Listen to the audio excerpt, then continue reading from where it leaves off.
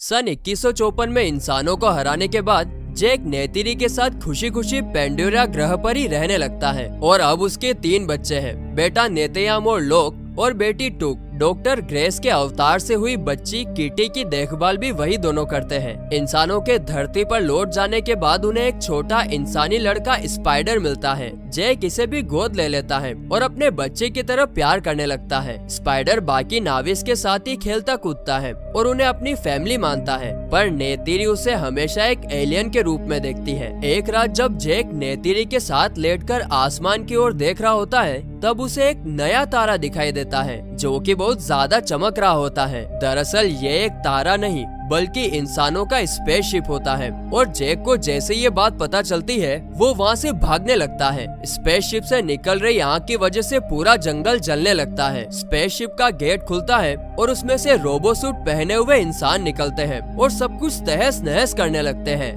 दूसरी तरफ पेंडोरा पर स्थित एक इंसानी लेबोरेटरी में एक अवतार नींद से उठता है। ये अवतार किसी और का नहीं बल्कि कर्नल माइल्स का है। वही कर्नल माइल्स जो नाविस की जान का दुश्मन था और नेतिरी के हाथों मारा गया था। एक इलेक्ट्रॉनिक चिप में माइल्स के डीएनए को डालकर उसके अवतार को बनाया गया है, जिसका एक ही मकसद है, जैक सली को पकड़ना। क्योंकि जैक ने नावी बनने के बाद इंसानों के सारे किए कराए पर पानी फेर दिया। अब इंसानों के पास कोई एनर्जी का सोर्स नहीं बचा और इंसान पागल हुए जा रहे हैं। अभी भी जैक अपना काम चालू रखता है और एक ट्रेन को रोककर इंसान के सारे हथियार लूट लेता है। एक एयरक्राफ्ट की मदद से नाविस पर हमला किया जाता है, जिसमें नेतयाम को चोट लग जाती है, पर जैक उसे किसी तरह बचाकर अपने साथ ले जाता है। जैक अपने बच्चों को बहुत डांटता है क्योंकि वो लोग बिना बताए उसके पीछे आ गए थे। नावी लोग अब पहाड़ों में बनी गुफाओं में रहने लगते हैं क्योंकि इंसानों ने उनका जंगल बर्बाद कर दिया था। माइल्स अब एक बेस पर पहुंचता है जहां उसे जैक के कारनामों के बारे में पता चलता है।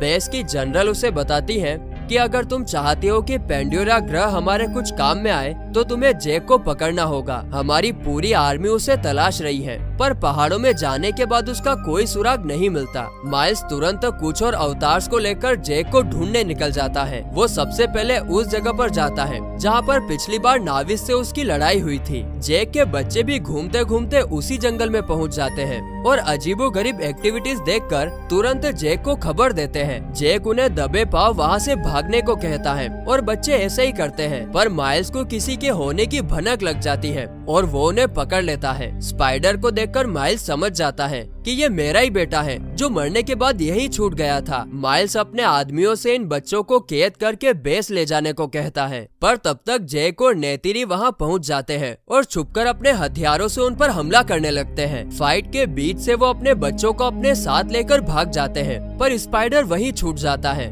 माइल्स उसे पकड़कर अपने साथ ले जाता है। जैक अपनी गुफा में पहुंचने के बाद सबको कहता है कि हम सबको यहाँ से जल्द निकलना होगा क्योंकि स्पाइडर माइल्स के कब्जे में है और बहुत ही जल्द वो लोग हमारे ठिकाने पर पहुंच जाएंगे। मैं नहीं चाहता कि मेरी वजह से कबीले के दूसरे लोगों की जान जाए, इसीलिए हमें यहाँ से भागना होगा। माइल्स मेरी जान के पीछे पड़ा है और मुझे पकड़ने के लिए किसी भी हद तक जा सकता है। दूसरी ओर इंसान जैक का पता लगाने के लिए स्पाइडर को बहुत टॉर्चर कर रहे होते हैं, पर स्पाइडर कुछ नहीं बताता। अब माइल्स अपने तरीके से इस मैटर को सुलझाने की कोशिश करता है। वो स्पाइडर को इस लैब से बाहर निकालने का लालच देता है और बताता है कि मैं तुम्हारा पिता हूँ, पर नाविस के साथ हुई जंग में शिकस्त के बाद तुम यहीं छूट गए थे, पर अब मैं तुम्हें अकेला नहीं छोड़ूंगा। स्पाइडर उसकी बातों में आ जाता है और उसे जैक का पता बता देता है। जैक अब गुफाओं को छोड़ने का मन बना लेता है और एक दूसरे नाविक को कबीले का सरदार बना देता है। जैक और उसकी फैमिली इकरान पर बैठकर कहीं दूर निकल जाते हैं।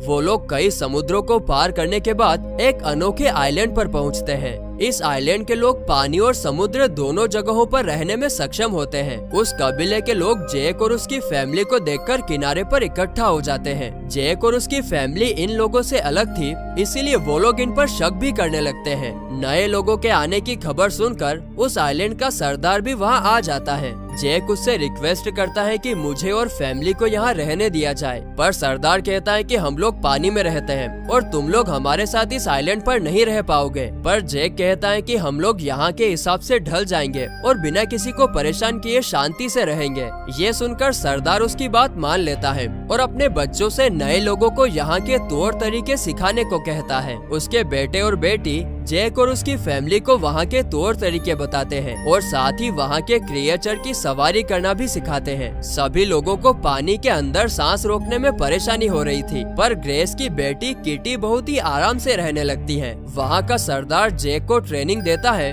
पर जैक को भी शुरू में बहुत परेशानियों का सामना करना पड़ता है। दूसरी तरफ माइल्स स्पाइडर के साथ अपने लिए एक इकरान चुनने जाता है ताकि वो एक नावी लगे। बाकी लोग तो काफी डर जाते हैं, पर माइल्स इकरान को अपने काबू में कर लेता है और जैक की तलाश में आगे बढ़ता है।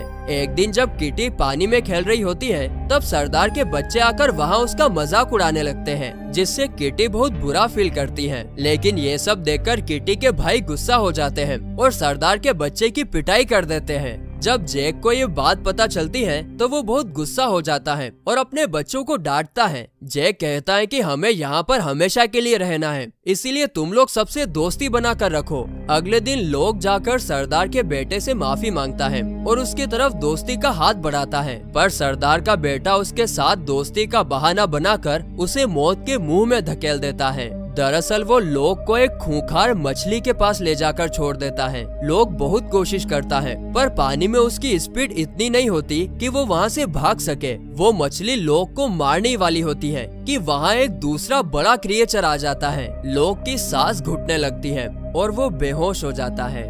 जब लोग की आंखें खुलती हैं तो वो देखता है कि वो उसी बड़े क्रिएचर के ऊपर लेटा है जिसने उसकी जान बचाई थी। वो उस क्रिएचर का शुक्रिया अदा करता है, पर वो देखता है कि उस क्रिएचर के शरीर पर एक लोहे की हुक लगी है जो अक्सर इंसान मछलियों को पकड़ने के लिए लगाते हैं। लोक उस हुक को निकाल देता है और वो क्रिएचर लोक को अपना दोस्त मानने लगता है। वो क्रिएचर लोक को आइलैंड के किनारे पर छोड़ देता है, जहाँ पर बाकी सब लोग लोक की छानबीन कर रहे होते हैं। सरदार अपने बेटे को जो चाहे सजा देने की बात कहता है, पर लोक कहता है कि ये सारी मेरी गलती है। अब लोक की अच्छाई देखकर सरदार का बेटा सचमुच उसका दोस्त बन जाता है। अगले दिन लोक बाकी लोगों को बताता है कि मेरी जान एक बड़े क्रिएचर ने बचाई जिसका ऊपर का फिन कटा हुआ था। बाकी बच्चे उसकी बात को मजाक समझते हैं, पर मुखिया की बेटी कहती है कि मैं उसे जानती हूँ, उसका नाम पाइकन है। लोगों का मानना है कि उसने बहुत सारे नावी लोगों की हत्या की थी, इसीलिए उसे आइलैंड से अलग कर दिया गया है। पर लोग को इस बात पर विश्वास नहीं होता, इसीलिए वो सीधा पाइकन से मिलने जाता है और उससे पूछता है कि आखिर उसे अलग क्यों रहना पड़ता है। पाइकन उसे अपने साथ समुद्र की गहराइयों में लेकर जाने लगता है। माइल्स भी जैक की खोज में उस आइलैंड पर पहुंच जाता है और वहाँ के लोगों को बंदी बना लेता है। माइल्स उनसे जैक के बारे में पूछता है, पर कोई भी अपना मुंह नहीं खोलता। माइल्स गुस्सा होकर उनका पूरा गांव ही जला देता है। दरअसल जैक उसी आइलैंड के दूसरे छोर पर रहता है और जब सरदार उसे कर्नल माइल्स के बारे में बताता है तो वो बहुत ही मुश्किल में पड़ जाता है। माइल्स को जब आइलैंड के लोगों से कुछ इन्फॉर्मेशन नहीं मिलती तो वो वहाँ की सभी सवारी मछलियों का शिकार करने का मन बनाता है, ताकि आइलैंड के लोगों को बताया जा सके कि इंसान कितने ताकतवर है। इंसान किसी भी मछली को बड़ी ही आसानी से मारकर उसके दिमाग में से एक लिक्विड निकालते हैं, क्योंकि इस लिक्विड को पीने वाले इंसान की उम्र बहुत धीरे धीरे बढ़ती है। इस लिक्विड की कीमत भी अर्थ पर करोड़ों डॉलर्स में होती है। अपने आइलैंड के प्यारे जानवरों की लाश देखकर आइलैंड के लोग बहुत गुस्सा हो जाते हैं और इंसानों को सबक सिखाने के लिए कहते हैं, पर जैक उन्हें समझाने लगता है कि आखिर इंसान कितने पावरफुल हैं। सभी लोग अपनी जान के बारे में सोच रहे होते हैं, लेकिन लोग को पाइकन की चिंता होने लगती है और वो उसे ढूंढने समुद्र में चला जाता है। उसके भाई बहन उसे कहीं भी ना जाने को कहते हैं, पर वो किसी की नहीं सुनता और इसीलिए वो भी उसके पीछे चले जाते हैं। दूर समुद्र में लोग को पाइकन दिखाई देता है, जिसकी बॉडी पर कोई इंजेक्शन लगा होता है।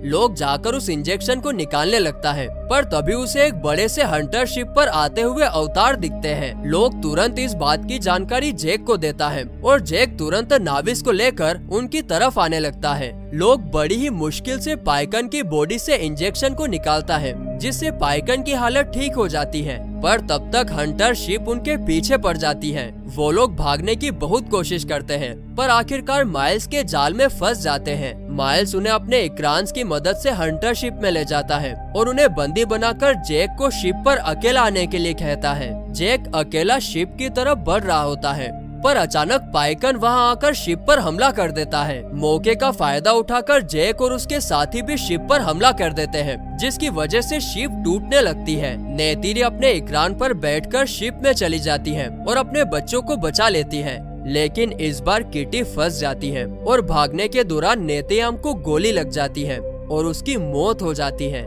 अपने बेटे की मौत देखकर जैक और नेतिरी गुस्से में लाल हो जाते हैं और माइल्स पर हमला बोल देते हैं। वो दोनों किसी घायल शेर की तरह शिप पर हमला बोल देते हैं और बीच में आने वाले हर एक अवतार को मौत के घाट उतार देते हैं। पर जब जैक कर्नल माइल्स के पास पहुंचता है तो वो किटी के गले पर चाकू रखकर उसे हथियार फेंकने को कहता है, लेकिन तभी नेतिरी स्पाइडर को पकड़कर उसे मारने की बात कहती है। अपने बेटे की जान बचाने के लिए माइल्स किटी को छोड़ देता है। जैक बाकी लोगों को वहाँ से जाने को कहकर खुद कर्नल माइल्स से फाइट करने लगता है, लेकिन अब शिप पूरी तरीके से टूट चुकी होती है और पानी में डूबने लगती है। जैक किसी तरह कर्नल माइल्स को घायल करके वहीं पानी में छोड़ देता है, लेकिन स्पाइडर अपने पिता को कैसे मरता छोड़ सकता है। वो माइल्स को बचाकर किनारे पर छोड़ देता है। माइल्स स्पाइडर को अपने साथ चलने के लिए कहता है, पर स्पाइडर मना कर देता है और जैक के पास चला जाता है, लेकिन नेतयाम की मौत जैक को अंदर से तोड़ देती है। जैक पेंडोरा की देवी ईवा के पास अपने बेटे को सौंपकर उस पल को याद करता है जब उसने पहली बार अपने बेटे को गोद में उठाया था।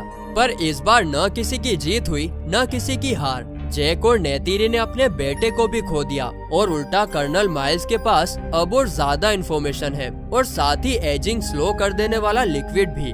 कहानी में आगे क्या होगा ये तो हमें तभी पता चलेगा जब अवतार 3 रिलीज होगी, यानी दिसंबर 20, 2024।